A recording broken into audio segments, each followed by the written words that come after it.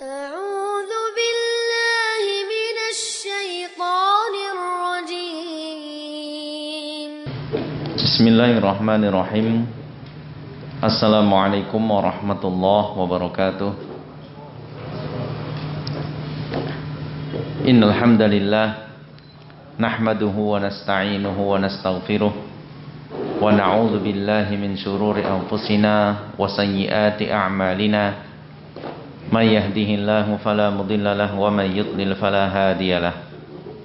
Ashhadu an la ilaha illallah wahdahu la syarika lah wa ashhadu anna Muhammadan abduhu wa rasuluhu la nabiyya ba'dah. Qala Allah ta'ala fi kitabihil karim, ya ayyuhalladzina amanu taqullaha haqqa tuqatih wa la tamutunna illa wa antum muslimun. Ya ayyuhan nasu taqu rabbakumul ladzi khalaqakum min nafsin wahidah wa khalaqa minha zawjaha wa batha minhuma rijalan katsiran wa nisaa'a wattaqullaha alladzi tasaaluna bihi wal arham innallaha kana 'alaikum raqiba. Ya ayyuhalladzina amanu taqullaha wa qulu qawlan sadida yuslih lakum a'malakum wa yaghfir lakum dhunubakum wa may yuti'illaha wa rasulahu faqad faza fawzan 'azima. Amma ba'du, fa inna asdaqal hadithi kitabullah wa khairal huda huda Muhammadin sallallahu alaihi wasallam wa syarral umuri muhdatsatuha fa inna kulla muhdatsatin bid'ah wa kulla bid'atin dhalalah wa kulla dhalalatin finnar. Ikhwati fillah rahimani wa rahimakumullah jami'an. Kita akan kembali melanjutkan bahasan kita dalam kitab Syarah Masail Jahiliyah, di mana pertemuan sebelumnya kita sudah bahas poin yang ke-16, i'tiyadul yahudi ani taurati bi kutubis sihr. Orang-orang Yahudi menukar, menggantikan ajaran mereka di dalam kitab Taurat, mereka tukar menjadi mengikuti kitab-kitab sihir, kitab-kitab yang dituliskan oleh para penyihir, di mana para penyihir ini tentu referensinya adalah dari syaitan. Ya, mereka menuliskan di sana kata-kata sihir. Ya, kita tahu sihir itu biasanya kamu mau apa, lakukan seperti ini. Kamu mau apa, lakukan seperti ini. Yang posisinya itu mirip seperti kitab suci. Kitab suci juga, baik Taurat, Injil maupun Al-Quran, kita akan dapati di mana selalu di sana kamu maunya apa, solusinya begini. Kamu ingin bahagia, lakukan ini. Kamu ingin kaya, lakukan ini. Kamu inginkan ini dan itu, ada solusinya dicatatkan dalam kitab. Nah, begitu juga dalam kitab-kitab sihir. Anda mau kaya, ya, sembah setan ini. Anda mau ingin cepat anak, sembah setan ini. Nah, begitu terus. Jadi sepintas jika seorang tidak menggunakan akalnya, jika orang tidak menggunakan fikirannya yang jernih, kembali kepada fitrahnya, maka dia akan menganggap kitab sihir itu seperti kitab suci. Dia akan menganggap kitab-kitab sihir itu seperti pedoman hidup agar meraih apa yang diinginkan. Maka enggak sedikit orang yang terpedaya dengan seperti itu, ya kan? Kita lihat banyak orang yang masih merujuk kepada apa bahasa Jawa, primbon, ya kan? Tanggal, bulan baik, hari baik, segala macam. Kenapa mereka sampai seperti itu kuatnya hubungan dengan kitab-kitab seperti itu? Ya karena mereka punya keyakinan yang mengarahkan mereka menjadi seperti itu. Jadi mengalahkan Al-Quran, mengalahkan kitab yang Allah Subhanahu wa ta'ala turunkan kepada nabi-nabinya. Sementara orang-orang yang beriman, orang-orang yang berakal akan berpikir, ya kan? Apa korelasinya, apa hubungannya ketika melakukan ini, ketika kita ingin meraih sesuatu, kok itu yang dilakukan gitu? Apa korelasinya? Ya kan? Misalnya pengen kaya, korelasinya kok datang ke pohon, kok mempersembahkan ini dan itu? Ya, nggak ada. Secara logika nggak nyambung, secara apapun nggak nyambung. Berbeda dengan kitab suci yang Allah Ta'ala turunkan. Ya, misalnya Anda pengen kaya, apa yang diperintahkan? Berusaha, bertawakal kepada Allah Ta'ala. Nyambung secara akal maupun secara fitrah kita, nyambung. Ya. Dan Allah Ta'ala tidak menggambarkan kekayaan itu satu kebahagiaan. Allah Ta'ala gambarkan kebahagiaan itu yang sumbernya dari hati, kekayaan hati yang lebih dibutuhkan daripada materi dan lain sebagainya. Nah, maka orang-orang yang berpikir, orang-orang yang menggunakan akalnya akan mendapati al-haq itu terdapat di dalam Al-Quran. Yang hak itu terdapat di dalam apa yang Allah Ta'ala perintahkan dan apa yang Allah Ta'ala larang. Disitulah kita akan mendapatkan ketenangan yang sesungguhnya. Adapun kitab-kitab lain, susunan manusia, ya, karangan-karangan manusia, terkadang benar, terkadang salah. Ya, terkadang bisa benar, terkadang bisa salah. Benarnya itu karena sesuai dengan syariat Allah Subhanahu wa taala, salahnya itu karena bertentangan dengan hukum-hukum Allah Subhanahu wa taala. Jadi kebenarannya tidak mutlak, kesalahannya pasti. Berbeda dengan Al-Qur'an, kitab suci adalah kebenarannya itu mutlak, kesalahannya itu zero. Tidak ada kesalahan, nggak ada miss di sana. Kecuali kita yang melaksanakannya itu salah. Nah, begitu ikhwati fillah rahimani wa rahimakumullah jami'an. Maka kesalahan orang-orang terdahulu begitu. Dari orang-orang Yahudi, mereka gantikan yang seharusnya mereka mengikuti Taurat, tapi mereka malah mengikuti kitab-kitab sihir. Nah, korelasinya dengan zaman kita sekarang sama seperti itu. Sudah ada kitab Al-Quran, sudah ada pedoman dari Rasulullah SAW, tapi malah mencari rujukan yang lain. Ya, bahkan ada sebagian sama seperti itu, masih mengikuti petunjuk-petunjuk dari klinik-klinik lah seperti itu ya. Yang tertuliskan ya. Kita nggak bicarakan hal-hal yang tersampaikan dengan lisan, yang kita bahasakan dengan khurafat atau dongeng-dongeng cerita-cerita terdahulu. Namun yang tertuliskan juga banyak, kitab-kitab sihir, ya dicari, dijadikan bahan rujukan. Atau kalimat-kalimat yang disusun oleh manusia, ya kan, mengikuti filsafat misalnya, ya kan, kok hebat sekali secara logika berpikirnya, masuk di pikiran saya. Belajar Al-Quran gak masuk-masuk di pikirannya. Padahal Quran itu mudah untuk dipelajari, hadis Rasulullah SAW mudah untuk diamalkan. Tapi kenapa kok malah mengikuti filsafat misalnya, buku-buku yang dikarang manusia dan lain sebagainya. Nah, ini yang terjadi di zaman sekarang. Artinya prakteknya di zaman jahiliyah sudah ada. Nah, di zaman kita sekarang praktek itu pun masih berlanjut. Maka ini yang diwanti-wanti oleh Syekh Muhammad bin Abdul Wahhab.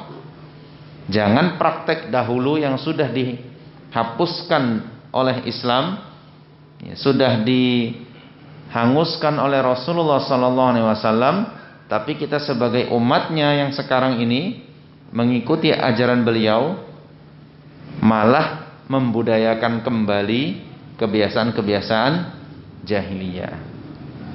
Apa nggak boleh Ustaz kita ngambil referensi dari tulisan-tulisan manusia? Boleh, tidak masalah. Misalnya antum mau belajar tentang apa? Psikologi misalnya, psikologi. Lalu ambil referensi dari tulisan-tulisan orang-orang Eropa lah, katakan orang luar. Boleh nggak? Boleh-boleh saja. Tapi sebenarnya ya, kalau boleh dibilang, sebenarnya itu menunjukkan kedangkalan kita dalam memahami ilmu psikologi di dalam Islam. Ya, Rasulullah SAW adalah bapak psikologi kalau kita mau arahkan ke sana. Buktinya apa? Beliau bisa taklukkan macam-macam jenis manusia. Manusia itu kan beda-beda ya. Ada yang temperamen, ada yang lembut, ada yang cuek, ada yang membangkang setengah mati. Wah, macam-macam yang dihadapi Rasulullah SAW. Tapi akhirnya beliau bisa taklukkan. Dari yang mulai anak-anak sampai yang tua. Kita aja kadang dakwah sanggupnya hanya berhadapan orang tua saja. Tapi ketika dihadapkan anak-anak, keok, ya kan? Gak sanggup, wah hancur Ustaz anak-anak. Gak sanggup anak, daripada lembam-lembam tuh anak besok. Bagusan gak usah anak jadi guru anak-anak. Tapi kalau sama orang-orang dewasa, sama orang tua, jago. Bagus retorikanya, cara ngajaknya gitu kan. Ada yang sebaliknya. Kalau anak sama anak-anak aja lah, gampang ngaturnya. Orang tua, udah tua gak tahu tua gitu kan. Ampun dia sama orang tua. Rasulullah SAW, Masya Allah, dari yang usianya masih kanak-kanak sampai yang tua, bisa beliau taklukkan hatinya semua. Bisa yang anak-anak mengidolakan beliau, yang tua pun sungkan sama beliau. Itu saking hebatnya beliau.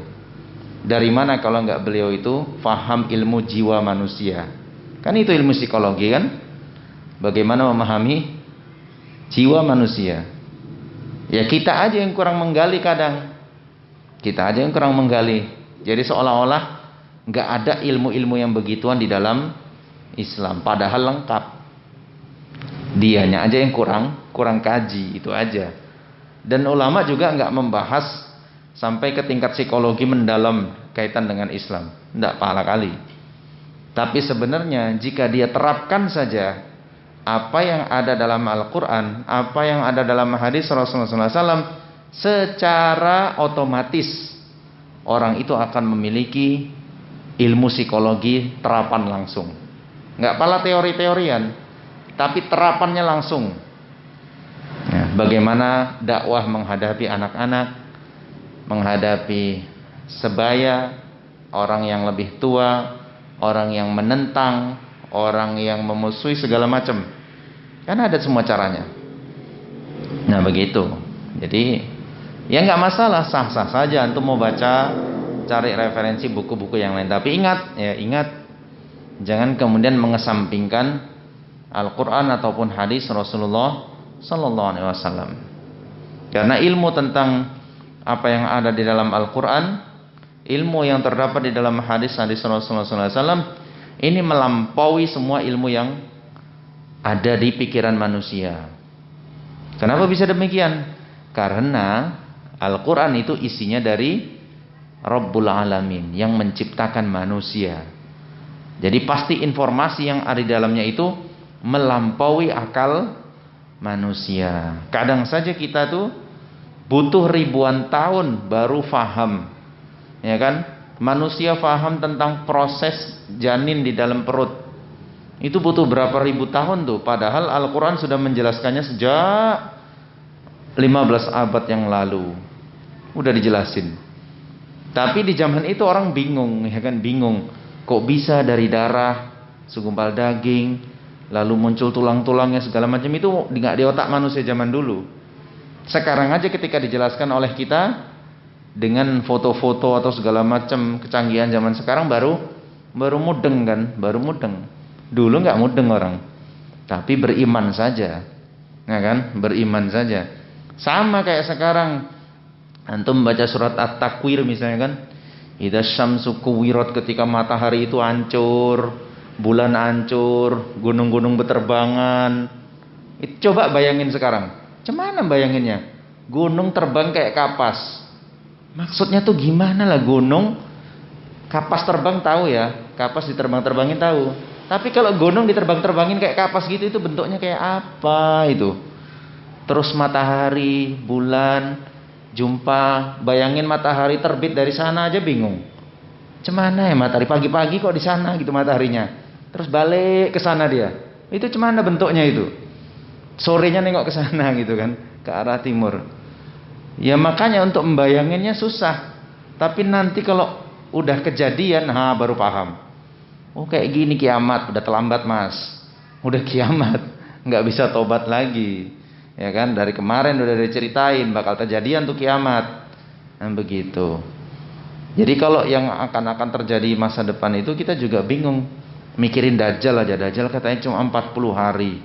Seharinya kayak setahun, seharinya kayak sebulan, seharinya kayak sepekan. Itu kayak apa hari?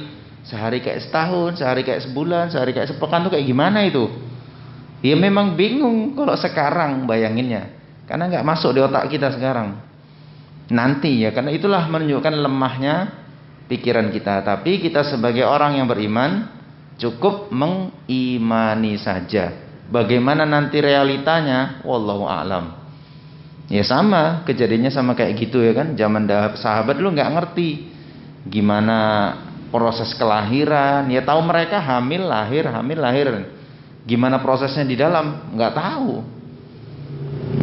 Tapi sekarang biasa, karena teknologi membantu kita untuk memahaminya. Nah begitulah kita bersikap terhadap Al-Quran dan hadis Rasulullah SAW. Jadi apa yang nggak kita fahami cukup diimani, ya kan? Apa yang kita nggak fahami cukup diimani saja, nggak usah di macam-macam ngomong aneh-aneh yang nggak ada buktinya sama sekali. Begitu ya, ikhwati fillah rahimani wa rahimakumullah jami'an. Baik, kita lanjut ke yang poin ke-17, halaman 91 ya. Bismillahirrahmanirrahim. Qala al-muallif rahimahullahu taala, nisbatuhumul batila ilal anbiya'i. Penisbatan mereka yang batil terhadap para nabi. Penisbatan mereka yang batil terhadap para nabi. Al-mas'alatu sabi'ata asyrata. Masalah yang ke-17 atau poin ke-17 dari masail al-jahiliyah. Nisbatu batilihim ilal anbiya'i. Penisbatan kebatilan mereka kepada para nabi. Penisbatan kebatilan mereka kepada para nabi. Kaqaulihi, seperti firman Allah Ta'ala di dalam surat Al-Baqarah ayat 102. Ini ayatnya lumayan panjang, di sini dipenggal sedikit saja. Wa ma kafara Sulaimanu. Tidaklah Sulaiman itu kufur. Kalau awal ayatnya itu wattaba'u ma tatlu syayatinu ala mulki Sulaiman wa ma kafara Sulaimanu walakinna syayatina kafaru yu'allimuna an-nasa as-sihr, dan seterusnya. Wa qaulihi, dan firman Allah Ta'ala dalam surat Ali Imran ayat 67. Firman Allah Ta'ala, maka na Ibrahimu Yahudiyan wala Nasraniyan. Tidaklah Ibrahim adalah seorang Yahudi dan bukan pula Nasrani. Ya, tidaklah Ibrahim adalah seorang Yahudi dan bukan pula Nasrani. Tapi itulah poin yang ke-17. Ikhwati fillah rahimani wa rahimakumullah jami'an. Poin yang ke-17 ini adalah orang-orang kafir atau orang-orang yang ingin menentang syariat Allah Subhanahu wa taala. Salah satu jurus yang mereka lakukan adalah menisbatkan kebatilan mereka kepada orang-orang soleh, bahkan sampai kepada derajat kepada para nabi. Jadi mereka menisbatkan kebatilan mereka, referensi dari kebatilan mereka itu disangkutkan kepada para nabi, atau minimal kepada orang soleh. Alasannya kenapa demikian? Ya karena dia tahu nggak mungkin juga rawahu syaiton. Oh ya kacau ya kan. Siapa yang, apa referensimu dalam pengakuanmu ini benar siapa? Ya ini ajaran iblis gitu. Ya jelas dari awal ditolak kan. Nggak mungkin lah, masa referensi kok iblis ya kan. Udah jelas-jelas sumbernya dari neraka. Nah, karena kalau referensinya iblis akan ada yang ngikuti. Ada. Kalau bicara akan ada yang mengikuti, ada aja. Dunia ini apa yang nggak ada? Udah jelas-jelas ini kami adalah pengikut iblis. Ada tuh pengikutnya. Masya Allah, jangan heran antum. Ini bukan ngajari ya. Nantinya siapapun buat aliran sesat itu akan ada aja pengikutnya itu. Ini bukan anjuran ya. Sekali jangan cocok juga tuh Ustaz. Anak buat aliran sesat baru. Yakin ada pengikutnya. Mau bodoh kayak manapun ajarannya, nggak masuk akal pun ya, antum bisa saksikan sendirilah di negeri kita ini. Yang kayak manapun cara gayanya, ibadahnya yang waduh, nggak karu-karuan lah. Itu baru yang di sini saja, belum yang di luar-luar sana. Itu tetap ada pengikutnya, ya kan? Cuma kan kalau seperti itu nggak banyak yang ngikutin. Nah, sikit. Yang gila-gila itu sikit aja, nggak banyak. Tapi yang mereka mau adalah menipu. Nah, begitu juga iblis, nggak mau juga dia pengikutnya sedikit, tipulah sedikit, ya kan? Agak diputar-putar sedikit, ya kan? Agak dipoles-poles, gitu kan? Agar banyak orang yang tertipu sehingga mengikuti ajaran mereka yang sesat. Ya, salah satu triknya adalah pakai label orang soleh, ya, pakai label bahkan ketara para nabi. Nah, ini baru akan kuat dia posisinya. Orang akan bingung dibuat. Ini juga rujukannya nabi. Mereka juga rujukannya nabi, sama dong, ya kan? Ini rujukannya Al-Qur'an, dia juga Quran, sama dong, ya kan? Itu yang membuat orang tertipu, ya.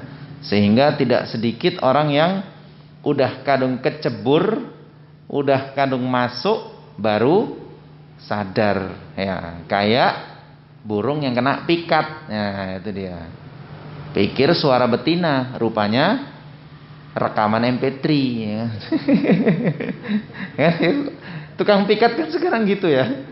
Rekaman di MP3 cuat-cuit datang disap, cariin betinanya, rupanya masuk ke pikatan. Ya, jadilah kena jual, masuk kandang, ya kan.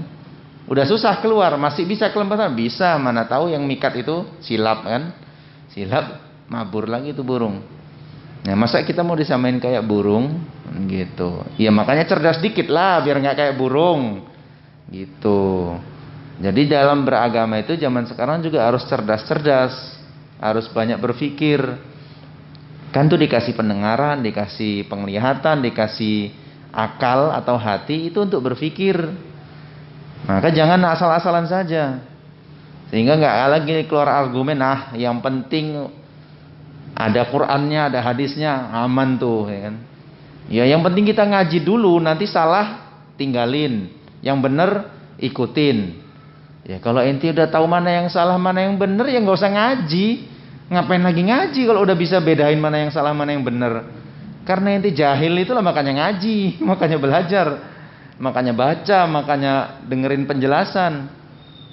Kok bisa pula keluar statementnya? Udah nggak apa-apa Ustaz, kita ikuti semua kajian. Nanti yang benar kita ikuti, yang salah kita tinggalin. Oh ya ente berarti udah ulama lah. Mantep kali udah bisa bedain mana yang hak, mana yang batil ya. Ngapain lagi ngaji? Gitu. Nah, itu kan salah satu subhat-subhat ya, yang ya kayak tadi pikat-pikat tadi itu. Kena pikat habis lah. Ngaji di semuanya, akhirnya apa? Nggak karu-karuan itu. Udah susah bedain mana yang hak, mana yang batil, udah makin abu-abu. Ya, makanya jangan sembarangan ya. Gunakanlah akal yang dibekali oleh Allah Ta'ala itu, pendengaran, penglihatan, dan hati itu gunakan benar-benar untuk berpikir. Ya, yang hak itu pasti nggak akan bertentangan dengan akal dan fitrah kita sebagai manusia, itu pasti. Yang batil pasti bertentangan, ya kan? Makanya benar, gunakanlah akal yang jernih untuk berpikir.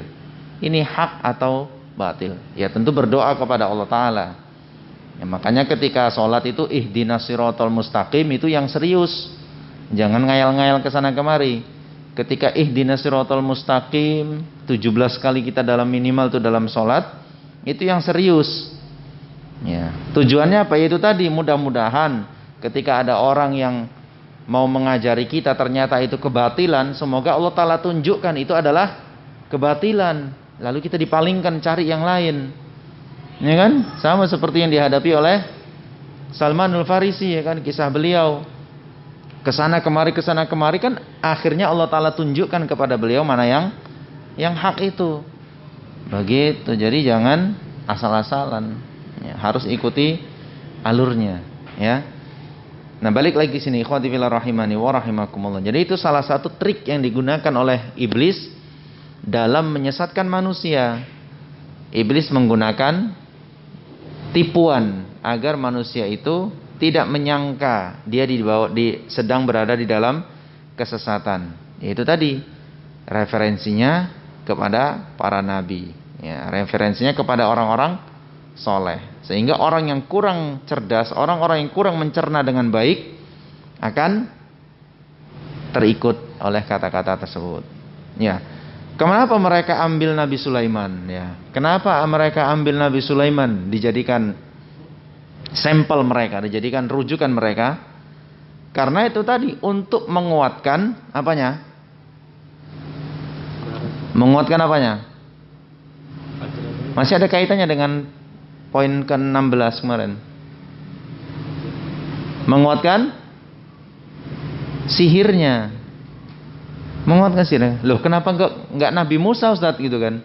Nabi Musa kan menaklukkan ahli-ahli sihir di zamannya gitu kan. Tapi Nabi Musa kurang perfect. Ya. Nabi Musa kurang perfect. Efek yang paling perfect adalah di Nabi Sulaiman. Karena penguasaannya penuh. Manusia, jin, hewan, takluk semua di bawah kekuasaan Nabi Sulaiman. Kekayaannya gak ada yang tandingin, kekuasaannya gak ada yang tandingin, ya kan? Makanya beliau dijadikan referensi untuk menguatkan kekuatan sihir. Mereka tuduhkan Nabi Sulaiman itu menggunakan sihir dalam proses kekuasaannya. Padahal apakah demikian? Tidak, ya, tidak. Kalau antum baca ini tafsir dari surat Al-Baqarah ayat 102 ini, antum akan dapati itu. Gimana penisbatan mereka terhadap kebatilan mereka dinisbatkan kepada Nabi Sulaiman. Ya, di antaranya ada beberapa tafsir di sana penjelasannya. Yaitu pertama, ada yang mengatakan, berpendapat bahwasanya sebelum diutusnya Nabi Sulaiman alaihi salam, setan-setan yang mencuri informasi dari langit, ya, lalu mengabarkan informasi langit itu kepada manusia-manusia yang menyembah mereka. Nah, informasi itu mereka tulis. Kan jadi fakta. Namanya takdir yang akan Allah Ta'ala tetapkan di dunia, lalu mereka sampaikan kepada makhluk, lalu dituliskan, kan itu menjadi fakta. Gitu. Jadi seolah-olah tahu tentang ilmu gaib. Tapi fakta yang tertuliskan 70 atau bahkan ratusan menjadi kedustaannya. Jadi satu fakta, satu kenyataan menutupi puluhan atau bahkan ratusan kedustaan. Nah, itu banyak terjadi sebelum diutusnya Nabi Sulaiman. Lalu diutuslah Nabi Sulaiman untuk memberantas itu. Maka kitab-kitab yang mereka tulis dikumpulkan oleh Nabi Sulaiman, lalu dikubur di bawah singgasana beliau. Lalu ketika Nabi Sulaiman meninggal, ya, karena selama hidup Nabi Sulaiman, setan nggak bisa mendekati singgasananya. Kalau dekat terbakar atau pasti mati. Maka mereka memperalat manusia untuk mengorek apa di bawah singgasana Nabi Sulaiman. Sehingga yang mereka dapati apa? Kitab sihir. Dan iblis katakan apa? Itulah yang menjadi kunci Sulaiman berkuasa selama ini. Dan itu diyakini oleh mereka dan disebarkan keyakinan itu. Sampai sekarang tuh kan? Sampai sekarang itu. Kenapa? Ya salah satunya, ya kenapa orang-orang Israel ngotot pingin mengambil kembali Palestina? Karena mereka menganggap warisan Nabi Sulaiman itu masih ada di bawah situ. Mau mereka korek lagi di mana disembunyikan. Oh, itulah obsesi manusia ya. Allah alam, ada yang mengatakan seperti itu. Yang lainnya mengatakan bahwasanya tafsirannya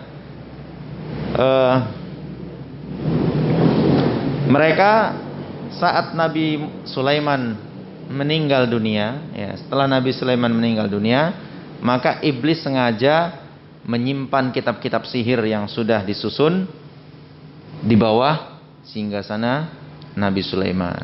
Lalu nggak lama kemudian mereka keluarkan lagi. Dan dikeluarkan seperti itu, bahwasanya fitnahnya ini adalah kitab yang menjadi pedomannya Nabi Sulaiman.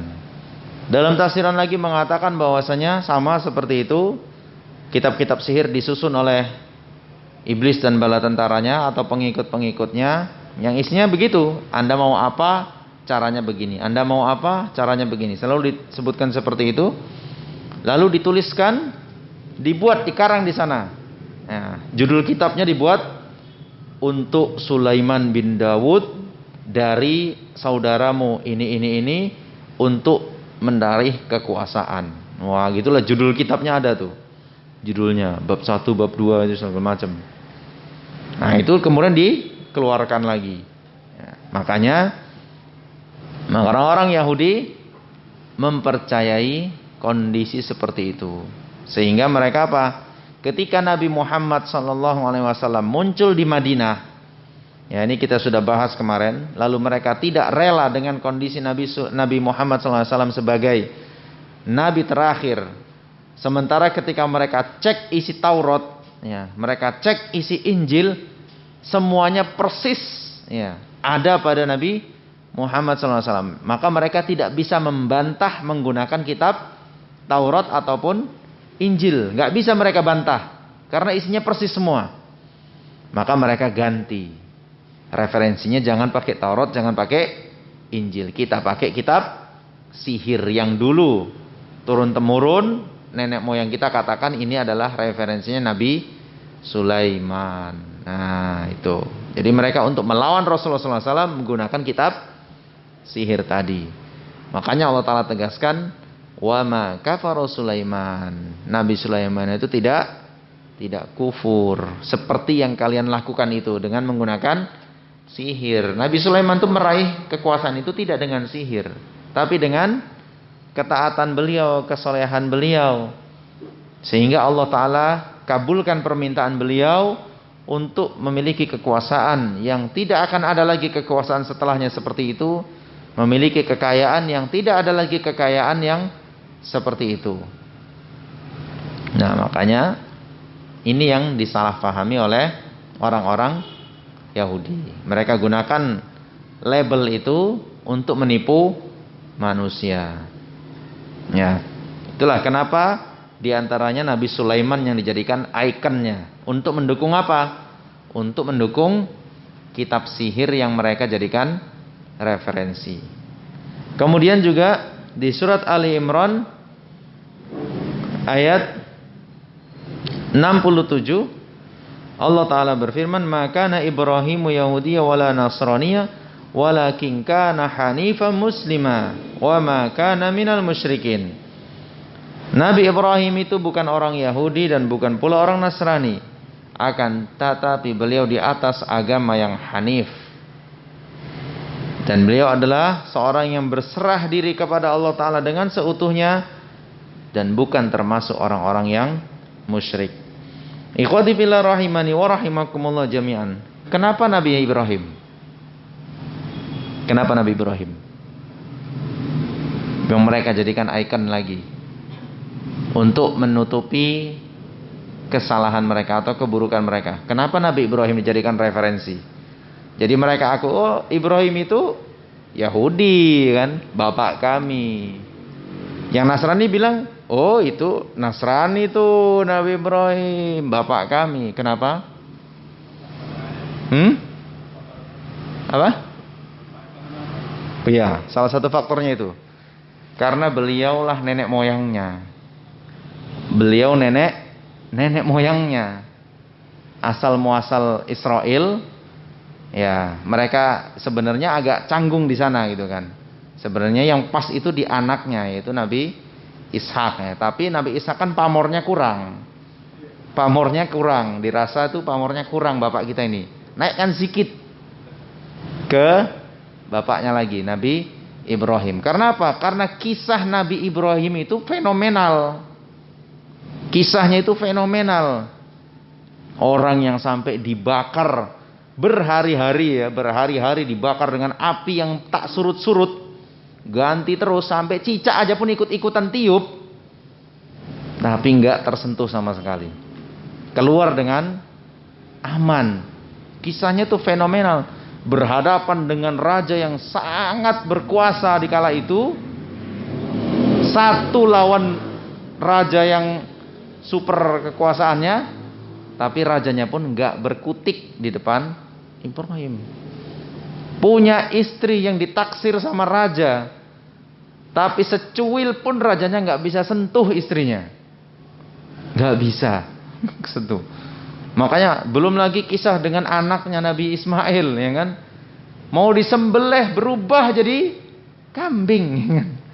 Berubah jadi kambing. Perintahnya itu nggak tanggung-tanggung Nabi Ibrahim. Makanya kisah beliau itu sangat fenomenal di kalangan manusia kala itu.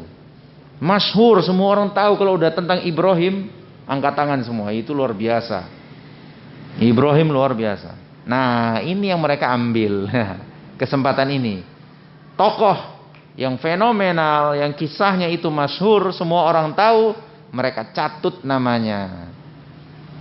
Bahwasanya mereka itu adalah mengikuti ajarannya Nabi Ibrahim. Sehingga kan orang lain akan tertipu. Oh, Nabi Ibrahim, oh iya nih orang yang dulu itu gini. Wajarlah. Berarti ini benar nih. Ya kan? Berarti ini benar nih. Nabi Ibrahim rujukan mereka.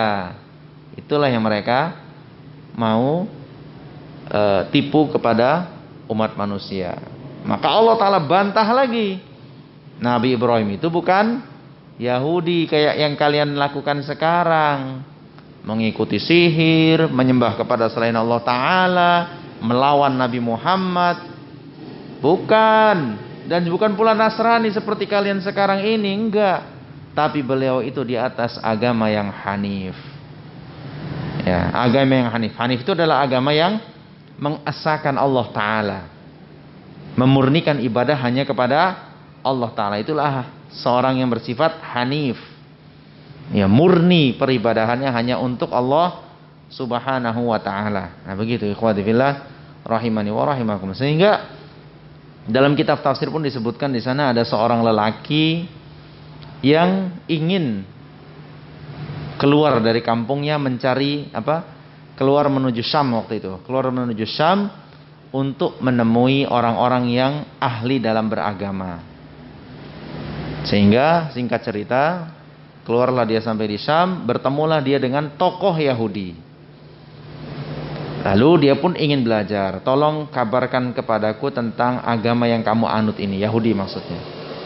Semoga saja aku bisa mengikuti agamamu ini. Apa yang dikatakan oleh pemuka agama Yahudi ini? Wah, kamu nggak bisa masuk agama kami kecuali dengan satu syarat katanya. Apa itu syaratnya?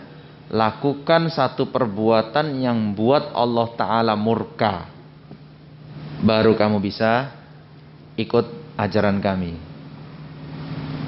Mikir ya kan? Duh, aku tuh mau belajar agama itu biar nggak dimurkai Allah Ta'ala. Kok malah disuruh melakukan perbuatan? Iya, buat Allah Ta'ala murka dulu, baru tobat abis itu. Gitu. Itulah gebleknya Yahudi kan. Itulah gebleknya Yahudi kan. Dulu dia gitu kan. Bunuhnya dulu Nabi, selep mati itu Nabi, tobat rame-rame abis itu kan. Minta lagi ada Nabi. Muncul Nabi lagi, selep lagi. Dimatikan lagi, tobat lagi. Ini gitu-gitu aja kerja Yahudi dari dulu. Gitu. Wah, gak bener nih kan. Minggir orang itu. Minggir, gak bener nih. Enggak lah. Nggak mau aku aja lari mau dari murkanya Allah malah disuruh cari murkanya. Udahlah coba ada nggak agama lain? Oh ya ada. Kalau kamu nggak mau murka ya ikut aja agama Hanif. Nah, waktu itu namanya disebut dengan agama Hanif. Belum dikenal dengan agama Islam, agama Hanif. Agama Hanif kayak mana katanya? Ya udah lurus-lurus aja, nggak perlu lagi buat murka Allah Ta'ala. Nggak puas, cari lagi yang lain. Jumpalah pemuka agama dari Nasrani. Gitu lagi dia, ajari aku lah tentang agama yang kamu anut ini gitu kan, biar aku bisa menjadi pengikut agamamu ini. Oh bisa katanya, tapi satu syaratnya katanya. Lakukan perbuatan yang membuat Allah Ta'ala juga begitu, benci kepada kamu. Mak, aku tuh mau belajar agama biar dicintai Allah Ta'ala, bukan mau dibenci gitu kan. Iya nanti kalau udah dibenci ente tobat gitu. Aduh kok spekulasi kali ya kan. Ketika dibenci mati. Oh selesai itu kan. Udah awak zina belum sempat tobat mati itu. Udah awak lagi nyuri kecemplung kali. Aduh. Waduh bahaya ini kan, nggak bener kan. Nggak mau lah. Oh saya aja mau dicintai Allah Ta'ala, masa kok mau jadi benci malah. Jadi gimana katanya? Ya udahlah nggak bisa berarti sama kami. Jadi apa yang selain ini? Ya udah ikut agama Hanif saja. Maka singkat cerita orang ini pun pusing ya kan, 7 keliling. Ya waktu itu Islam belum muncul itu kan. Pusing 7 keliling, ya sudahlah apa yang dia panjatkan doanya, ya Allah, sungguh aku ini adalah orang yang beragama Hanif. Nah, aku beragama Hanif. Nah itulah dikala itu agama Nabi Ibrahim itu dikenal sebagai agama yang Hanif. Nah ini dikuatkan oleh Allah Ta'ala. Ibrahim itu bukan Yahudi, bukan pula Nasrani, tapi beliau adalah orang yang beragama Hanif. Agama yang peribadahannya hanya kepada Allah Ta'ala, mendekatkan diri murni hanya kepada Allah Subhanahu wa Ta'ala saja, tidak kepada yang lainnya.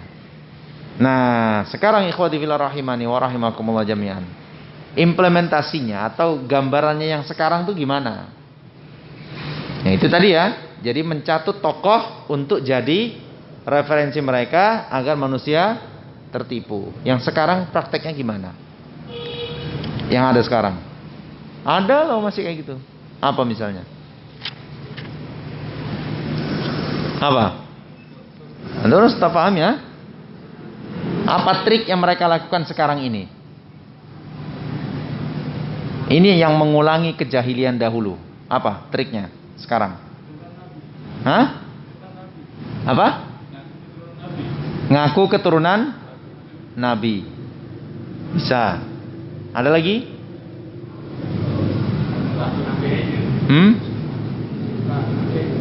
Apa? Cinta? Pakai masker ya, nggak denger suara. Cinta Ahlul Bait. Ya. Taib. Ya, betul. Bisa jadi tadi. Lepas.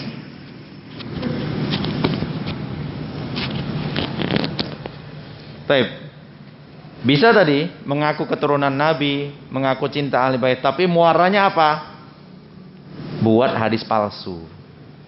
Ya kan? Muaranya itu buat hadis palsu, sebarkan hadis doif, hadis lemah. Hadis palsu kan gitu dia. Hadis palsu atau hadis yang doif, hadis yang lemah adalah perkataan yang belum jelas apakah itu ucapan Nabi atau bukan, tapi disandarkan kepada Nabi. Itu yang sekarang banyak orang tertipu. Pantang dengar hadis Nabi, katanya. Gak mau lagi merinci apakah ini perkataan Nabi yang sahih derajatnya atau yang masih doif derajatnya. Nah, ketika kita nggak cerdas, ketika kita nggak mau lagi mengkaji, nggak mau lagi menteliti, maka siap-siap akan terjatuh ke dalam kesalahan yang sama seperti orang-orang jahiliyah dahulu. Ya, mereka dulu ditipu dengan ini agama Nabi Ibrahim, ini ajaran Sulaiman. Dulu tertipu. Sekarang orang zaman sekarang tertipunya adalah dengan hadis-hadis palsu atau hadis-hadis yang dhaif. Ya. Kenapa hadis itu dikatakan dhaif oleh para ulama? Karena itu tadi, tidak jelas sumbernya, nggak jelas. Ada orang-orang yang menyampaikan hadis tersebut tidak bisa dipertanggungjawabkan kredibilitasnya. Ya, nggak bisa dipertanggungjawabkan. Beda dengan hadis-hadis yang sahih. Hadis-hadis yang sahih itu para ulama sudah meneliti rentetan orang-orang yang menyampaikan hadis ini, semua orang-orang yang bisa dipercaya. Hafalannya, kesolehannya, tingkat belajarnya kepada guru-gurunya, semua sudah diteliti, mereka layak didengarkan ucapannya, nggak mungkin bohong, nggak mungkin salah secara hukum manusia, karena hafalannya kuat, orangnya soleh, nggak pernah melakukan dosa-dosa besar, ya, selalu jujur. Kalau belajar kepada guru itu belajar yang benar, nggak sekali belajar sekali absen, nggak, betul hadir terus. Jadi bisa dipastikan kalimatnya itu dari gurunya dan lain sebagainya, syarat-syarat agar hadis itu bisa menjadi sahih, dan itu tidak ada pada hadis yang dhaif.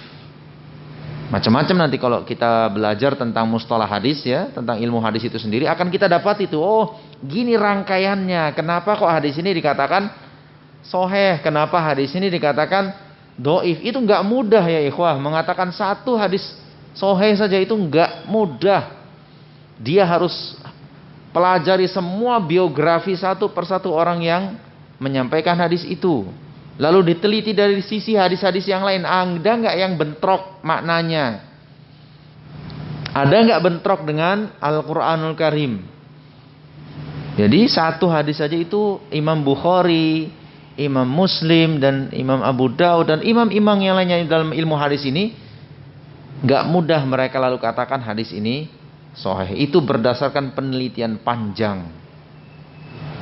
Nah, artinya kita aja yang sekarang enak aja kan, tik keluar, cert, riwayatnya cert, sahih. Udah gampang kita sekarang, ya kan? Udah gampang itu pun masih lola juga gitu kan. Udah gampang kayak begitu pun masih susah juga. Itu. Padahal udah gampang sekarang, nggak kayak dulu. Dengar satu hadis tuh diteliti dulu. Dari siapa, apa isinya gitu kan. Nah, begitu ikhwati fillah rahimani wa rahimah. Itulah praktek yang ada di zaman kita sekarang. Mudahnya manusia ditipu dengan hadis. Karena kalau nipu pakai Quran susah ya. Susah. Quran itu mutawatir. Umat sepakat dengan isinya, itu orang sepakat semua. Jadi pantang ada orang buat ayat palsu, itu dalam jangka waktu sebentar saja akan terdeteksi. Karena penghafal Al-Quran, Masya Allah, masih banyak sekali sekarang. Mushaf Quran itu masih bertebaran. Tak ada yang berbeda tuh cetakannya. Semua isinya sama. Makanya orang sulit kalau mau menipu lewat ayat-ayat Al-Quran. Tapi mereka punya peluang di hadis. Karena apa? Secuil orang yang hafal hadis, ya kan? Kita nih yang kumpul nih, kalau dikumpulin semua hafalan hadis kita, belum tentu setebal buku ini. Bapak punya berapa hadis? Punya berapa hadis? Nah, kita kumpulin tuh satu-satu. Itu kalau ditulis paling cuma berapa lembar? Gak banyak. Makanya peluang kita ditipu dari hadis itu besar, karena tidak banyaknya orang yang hafal hadis. Ya, namanya juga nggak ada faedahnya khusus Ustaz. Kalau Quran kan satu ayat kali 10, satu huruf kali 10. Kalinya banyak Ustaz, ya kan? Belum lagi janji-janji di akhiratnya nanti. Kalau hadis kan nggak ada Ustaz ayatnya gitu. Oh ya oke, sama kita kan gitu. Makanya anak nggak hafal hadis Ustaz, jangan salahin Ustaz. Ya walaupun Quran pun sedikit aja hafalannya gitu. Ya. Ya. Jadi begitu ya ikhwah. Jadi peluang kita ini untuk tertipu dari sisi hadis itu besar. Makanya kecilkan peluang itu. Kecilkan peluang itu dengan cara apa? Ya rajinlah untuk bertanya. Kalau malu tanya langsung ke orangnya yang menyampaikan, ya catat hadisnya. Lalu habis itu cari, tanya ke orang lain kah? Ya zaman sekarang teknologi kita udah banyak dukungan seperti itu. Penggalan hadisnya apa? Bunyi ini, ketikan, tek tek tek tek tek tek. Cari di Kutubus Sittah, nggak dapat. Di Kutubut Tis'ah, nggak dapat juga. Kutub Arba'ata Asyar, nggak dapat juga. Sampai, ini udah gawat ini. Di kitab Sahih mana pun nggak dapat dia. Aduh, rupanya dapat di silsilah hadis dhaifah. Oh, pas lah berarti. Hadisnya hadis dhaif, hadis lemah. Nah, udah enak kita sekarang itu. Tapi kadang itulah orang nggak mau menggunakan fasilitasnya. Kalau nggak mau pakai yang kayak gitu, makanya cari guru yang jelas-jelas aja. Dengerin pelajaran agama itu dari orang yang antum yakin. Insya Allah kalau ustadz ini nyampaikan hadis, nggak ditipunya kita, gitu kan? Karena apa? Udah dicoba orang atau kita sendiri coba, cek oh benar, Wah, insya Allah nih, dah. Maka cari yang jelas-jelas aja, jangan cari yang nggak jelas-jelas lagi gitu. Yang jelas aja kadang pun keseliwer, ya kan? Kadang kita udah siko sama seorang ustadz pun, yang beliau biasanya benar, kadang keseliwer juga tulisannya. Keseliwer, oh ternyata hadisnya hadis yang lemah juga tersampaikan, yang nggak manusiawi, ya kan? Yang penting dia nggak sengaja mau nipu kita, gitu kan? Sengaja kali kan, hadis udah dikasih tahu hadis dhaif masih disampaikan lagi. Udah dikasih tahu hadis dhaif masih disampaikannya lagi. Ini kan orang yang keblinger gitu ya. Sudah dikasih tahu itu hadisnya dhaif tapi masih terus aja disampaikan. Nah, itu kan kacau ini kalau udah seperti itu. Nah, begitu itu prakteknya yang sekarang. Maka hati-hati ya. Hati-hati jangan seperti orang jahiliyah dahulu. Tertipu hanya gara-gara kalimat itu dinisbatkan kepada Rasulullah sallallahu alaihi wasallam. Hati-hati. Rasulullah sudah mengancam tuh, hadis derajatnya mutawatir. Banyak para sahabat menyampaikan, man kadzaba alayya muta'ammidan falyatabawa maq'adahu minan nar. Siapa yang berdusta atas namaku dengan sengaja, maka pilih tempatnya nanti di neraka. Dipastikan oleh Rasulullah SAW masuk neraka. Ya termasuk sisi sengaja mendustakan atas nama Rasulullah SAW itu tadi. Udah tahu hadisnya palsu, udah tahu hadisnya lemah, masih disampaikan juga. Itu namanya sengaja. Ya, karena kalau hadis itu sudah lemah, bisa dipastikan ini hadisnya bukan perkataan Rasulullah SAW. Ya, bukan perkataan Rasulullah SAW. Begitu. Atau minimal kalau Anda mau nyampaikan, jelaskan kepada umat, ini hadis yang saya bacakan hadis dhaif. Artinya tidak bisa dijadikan referensi. Hanya sebagai informasi saja. Bukan referensi. Ya beda ya. Bisa dibedakan nanti. Begitu. Atau bukti yang ada di zaman kita sekarang adalah kalau enggak kepada Nabi, nah biasanya kepada tokoh ya, tokoh lah, enggak sampai ke Nabi. Sampai ke Nabi kayaknya nanti bisa dicek orang gitu kan. Nah, rajin pula ada orang yang cek-cek hadis gitu kan, ketahuan. Nah, kepada imam saja. Siapa referensi lu? Imam Syafi'i ini, Imam Syafi'i. Karena jarang-jarang juga ada orang yang rajin kali baca buku semua Imam Syafi'i kan gitu. Kitab Kitab Ar-Risalah, oh jarang-jarang orang mau baca itu. Ya kan? Baru baca judulnya aja orang udah pening tuh. Udah pening dia. Karena kalimat-kalimat Imam Syafi'i itu sangat puitis sekali gitu kan. Jadi sangat sulit tuh difahami. Oh, jarang-jarang tuh orang baca. Udah bilang aja ini pendapat Imam Syafi'i kan. Di kitab mana? Pokoknya Imam Syafi'i lah kau baca tuh buku-buku Imam Syafi'i. Kan pening tuh orang kan? Nah, gitu. Padahal ketika ada yang rajin ngecek, oh, ku cek betul ya. Wah, dicari tuh dari kitab Imam Syafi'i, enggak ada. Bohong kau bilang dari Imam Syafi'i. Tunjukkan, buka kitabnya mana kalau ada dari Imam Syafi'i. Pening juga dia kan? Ada juga rupanya yang cerdas kan. Maka jangan mudah-mudah. Sekarang modelnya begitu. Siapa referensimu? Si Fulan, ya kan? Siapa? Imam ini, kiai ini. Jangankan mereka yang ratusan tahun lalu sudah meninggal, yang baru puluhan tahun lalu aja sejarahnya dikaburkan. Ya sejarahnya dikaburkan. Pendiri organisasi ini gitu kan, atau yang menjadi orang dijadikan referensi di kelompok ini gitu kan. Begitu orangnya meninggal, itu langsung kalimat-kalimatnya dianulir semua. Ini kata Yai lo dulu waktu sebelum meninggal, Yai bilang kayak gini loh, nggak ada saksi satupun. Yang lainnya aja gitu. Oh iya ya kata yai kayak gitu. Habis. Nah, kan selesai itu kalau begitu kan. Makanya dalam beragama ya jangan seperti orang jahiliyah dahulu ya. Jangan seperti orang. Jadi makanya kita itu belajar tentang kondisi-kondisi jahiliyah terdahulu ya fungsinya untuk kita sekarang juga. Jangan sesuatu yang sudah orang dulu keblinger, orang dulu sudah salah, kita ulang lagi zaman sekarang. Itu kan namanya ngulang kaset terus tiap hari. Orang udah salah, kita salah lagi, salahnya. Ya ibaratnya kita di jalan, teman di dalam masuk lubang, jangan juga ikut lurus di lubang itu juga. Kan belok ya. Belok biar gak kena lubang yang sama. Gitu. Makanya kita perlu belajar ya. Jadi jangan lagi jatuh di lubang yang sama. Baik.